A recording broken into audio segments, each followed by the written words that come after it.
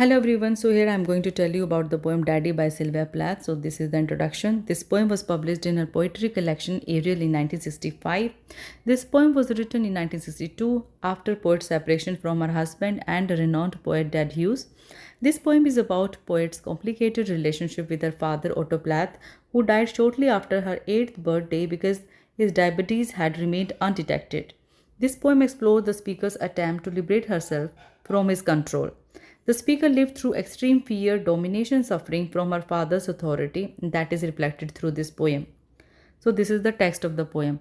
You do not do any more black shoe, in which I have lived like a foot, for 30 years poor and white, barely daring to breathe or achoo. So, when the poem opens, the speaker has decided that she won't be influenced by her father's authority. Here she uses a metaphor of a black shoe that symbolizes how suffocated and trapped she feels as if she has lived inside a shoe like a foot. Here she calls her father a black shoe and how she feels she has no freedom under her father's domination. She has lived like a foot in shoe for 30 years and now she wants to break free from his influence. Next, she says that she was so scared of her father that she could hardly breathe and sneeze. So, this symbolizes extreme oppression by her father when she was just a child. Come to the next lines. Daddy, I have had to kill you. You died before I had time. Marble heavy, a bag full of God, ghastly statue with one great toe, big as a fresco seal. So, next she says that although her father had died, but she still feels his influence over her. And now she needs to destroy this psychological influence so that she can free herself. She says that her father died before she could talk to him about such things. In the next line, she compares her father to a marble statue and a godlike figure. Here, marble statue symbolizes authority, oppression, and godlike symbolizes how once the speaker treated him with a lot of respect as if he was a god. In the next lines, she again addresses her father as a scary and huge marble statue and says that his one toe is as huge as a sea animal seal in San Francisco. So, this symbolizes her father's powerful and lasting influence over her. And a head in the freakish Atlantic where it pours bean green over blue in the waters of beautiful Nauset. I used to pray to recover you, Akdu. So, in these lines, speaker says that her father's head is so huge that it has stretched across Atlantic Ocean. So, this line symbolizes her father's strong influence over the speaker. In the next line, she describes the color of the water of the ocean where her father's head lies. Here, green color of the water is spread over the blue deep sea. So, she mentions Nauset Beach, a real place from her childhood. In the next lines, speaker expresses her emotional conflict as she missed her father when he was dead, although she both loved and feared her father. In the German tongue, in the Polish town, scraped flat by the roller of wars, wars, wars, but the name of the town is common, my Polak friend. So, in the next lines, she addresses her father in German words by saying, oh, you. That symbolizes her father's German identity. She compares her father to Nazi oppressor. His German origin symbolizes the oppression and tyranny to the speaker. So, in the next line, she tries to identify her father's roots. Although he spoke German language but was born in a town located in Poland, his German identity symbolizes authority, fear, and domination. In the next lines, the speaker mentions that her father belonged to Germany that was destroyed by Second World War. She mentions that the way a heavy machine or roller makes everything flat that comes on its path, similarly her father's homeland is crushed and destroyed because of Second World War. So her father belongs to a place which has a history of violence and oppression. Next she says there are a dozen or two, so I never could tell where you put your foot, your root. I never could talk to you, the tongue stuck in my jaw. So, in the next lines, she says that she doesn't exactly know the name of the town to which her father belongs to. This shows her confusion regarding her father's true origin and identity, and also a lack of communication with her father. So, this also symbolizes her nervousness and fear in the presence of her father. It's stuck in a barbed wire snare. Ick, ick, ick, ick. I could hardly speak. I thought every German was you and the language obscene. So next she says that she could not speak freely to her father as if her tongue was trapped in barbed wire. So the imagery of barbed wire is associated with concentration camps during Second World War. In the next line, she says that she struggles to speak German language. That's why she couldn't talk to her father. She imagines her father in every German man she sees. So, this shows how strongly she connects her father with German identity and language. So, that symbolizes again fear and authority. An engine, shoving me off like a zoo to Dachau, Auschwitz, and Belsen. I began to talk like a zoo. I think I may well be a zoo. So in the next line, she imagines herself to be transported in a train to concentration camps during Second World War, the way Jews were transported. And then she imagines her father as an oppressor and herself a victim of oppression. So that's why she compares herself to a Jew. So she takes the names of all these concentration camps and she sees herself as a Jew. So she sees her father as an oppressor and herself as a Jew. The snows of the Tyrol, the clear beer of Vienna, are not very pure of true.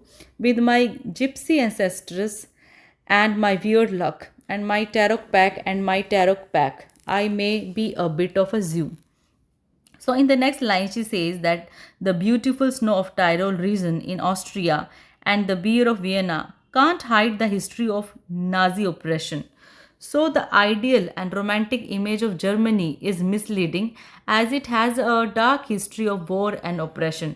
Next, she says that she might have gypsy ancestors and has an unfortunate luck and is now destined to suffer like this. In the next line, she says she again compares herself to a Jew who is oppressed by her German father. I have always been scared of you. With your Luftwaffe, your gobbledygook, and your neat mustache, and your iron eye, bright blue. Panzerman, oh you. So in the next lines, she says that she has always been scared of her father, okay, and she compares her father to an oppressive German air force, that is Luftwaffe, and calls his language as gobbledygook, that means meaningless.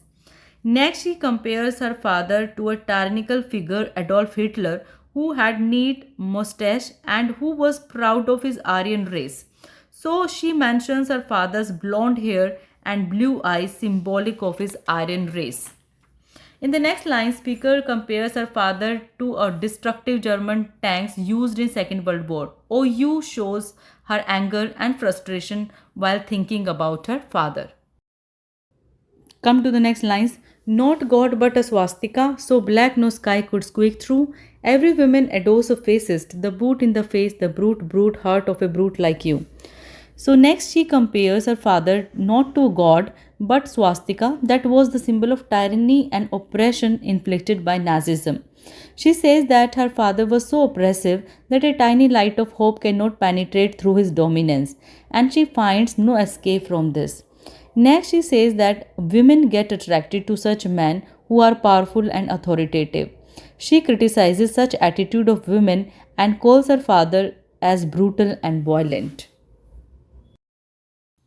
Come to these lines. You stand at the blackboard, daddy. In the picture I have of you, a cleft in your chin instead of your foot, but no less a devil for that, no not any less the black man who.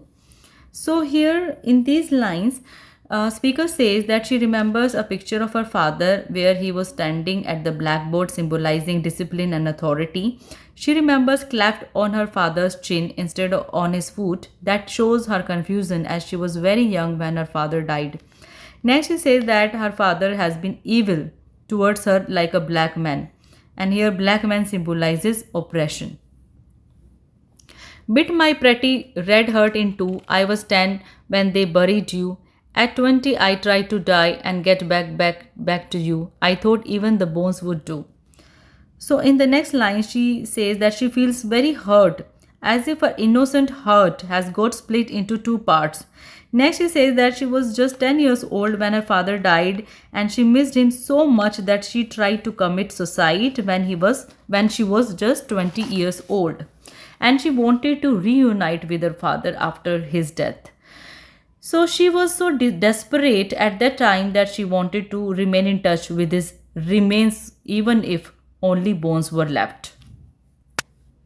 But they pulled me out of the sack and they stuck me together with glue, and then I knew what to do. I made a model of you, a man in black with a make-off look.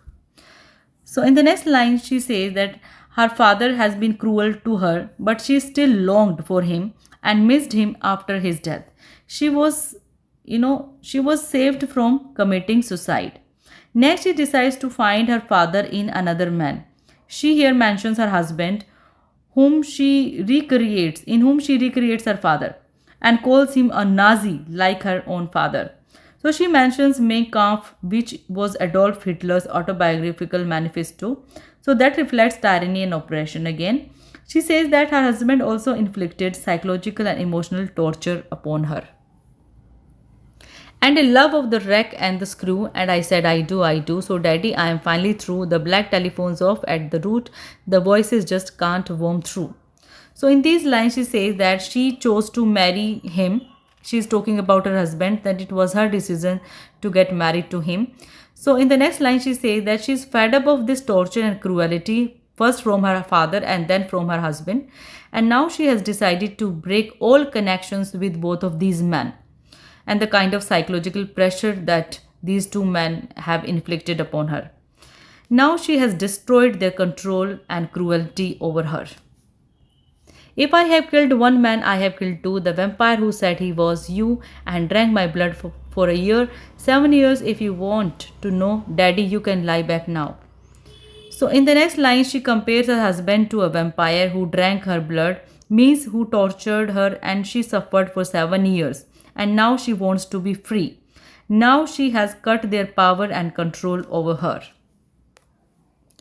There's a stake in your fat black heart, and the villagers never liked you. They are dancing and stamping on you. They always knew it was you, daddy, daddy, you bastard, I am through. So in these lines, she says that even other people didn't like her father and were happy when he died. So these people knew that her father caused the speaker a lot of pain. So next she says in an angry tone that she's done with her father. She's finally free from all the pain and suffering, and calls her father a bastard. So that shows her deep anger and pain. And here the poem ends.